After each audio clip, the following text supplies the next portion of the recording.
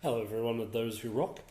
I'm just making this little video to explain to some people who are having a bit of trouble with bar chords exactly what I mean when I'm talking about doing an octave bar chord and even just a bar chord in general. So I'm going to show you guys using the demonstration of the B bar chord, which starts at the 2nd fret on the 5th string. So starting here, then moving down onto the next string onto the 4th, and the 4th again on the next string down. And so if you think about it like this is what it looks like if you write it down. So this is your B bar chord. You have your index finger starting here on the A, and your finger below doing the D and the G. And I've put little X's on these strings because it's very important that you don't hit those strings. You only want to hit the strings that you're supposed to hit. So the standard bar chord is just those three. So that's your standard bar chord, and that's how you do it. And you just move it around.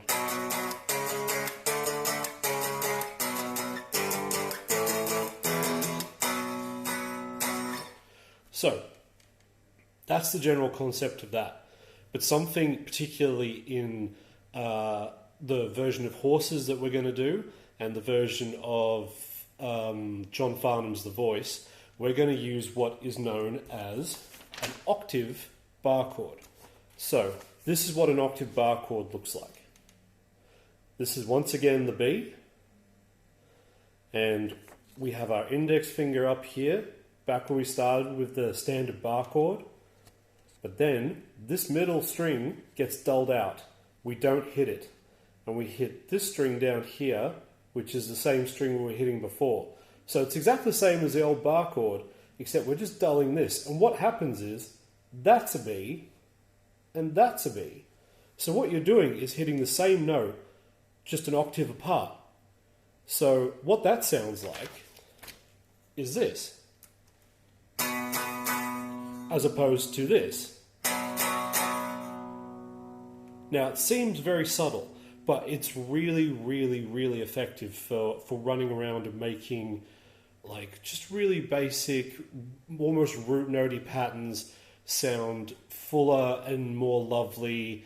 It's actually a technique that was used in jazz a lot, and it's been lifted a lot by a lot of melodic punk guys and stuff like that. But I use it when I'm in situations where I need to make guitar parts that just don't overpower everything else around it, but you need something that's stronger than just hitting a standard single note. As opposed to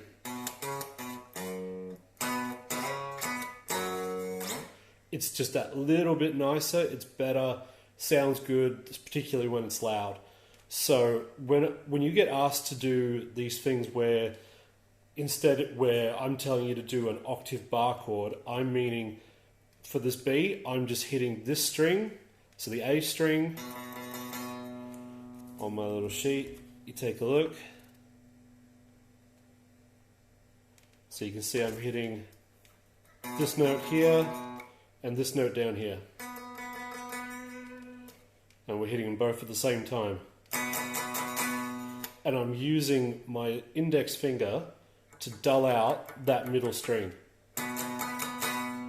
So I'm not going. I'm going. Don't worry about this little finger, it's not doing anything. So if you're hitting all three strings, you've actually just made a whole different chord, and that's not what we're doing.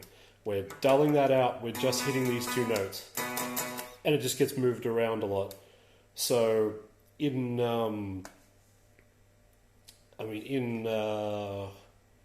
I can't even remember, but basically, if we're doing a situation where you might need to play,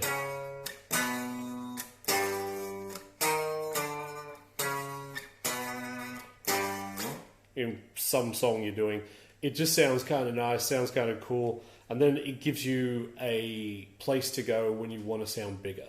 So to that end, we don't do a lot of it, but I think there's maybe like 2 instances where you have a chance to do what we call a full bar.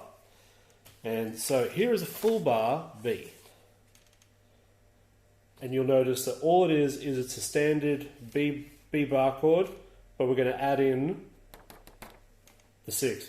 So if you were to look at this on your tuner, you would notice that on a standard bar chord, where you don't hit this 6th string, this is a B, that's your root note, this is an F sharp, and that's a B. And that's what makes the bar chord. By pushing on this again, you get another F sharp. So it's almost debatable as to whether or not you're playing a B anymore or a F sharp. You're starting to really mess a little bit with it, but it always sounds really good. I find in practice it just sounds massive. So let's say you're going to play the exact same B as an octave, a bar, a full bar. It just sounds, you can hear the different levels of aggression there.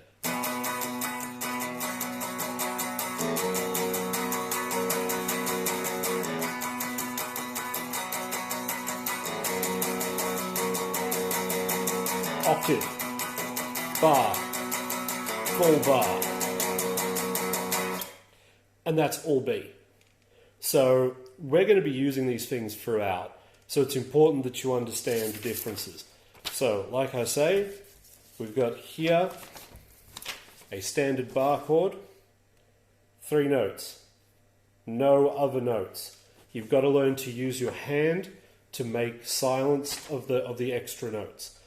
This is a really hard thing for people who play acoustic a lot, because overplaying on acoustic usually sounds really good, and a lot of acoustic players only play with themselves.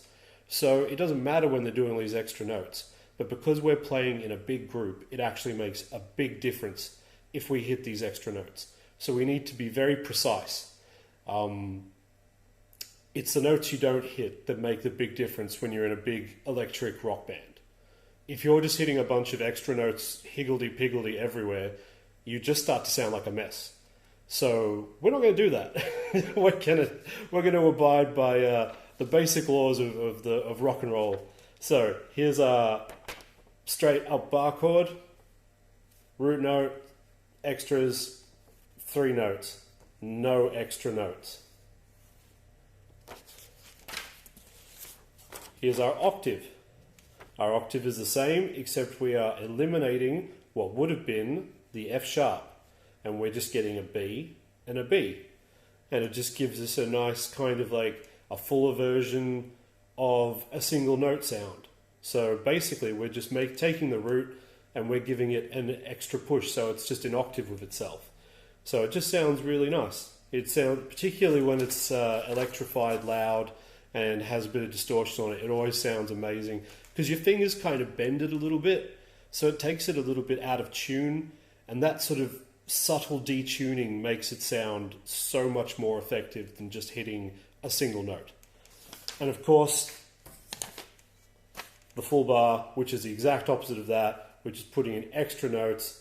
We're still killing these ones at the bottom because we don't want those, but by putting in that extra bar, you just make it sound a bit more powerful.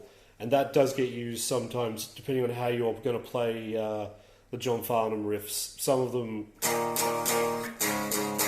you have the option to use those.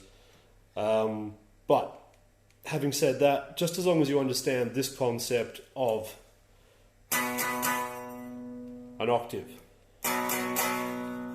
a bar, and a full bar, then that's going to really help you to get along through this whole thing. So if you've got any more questions, please get at me. And I hope this has been helpful for you. I'll see you soon.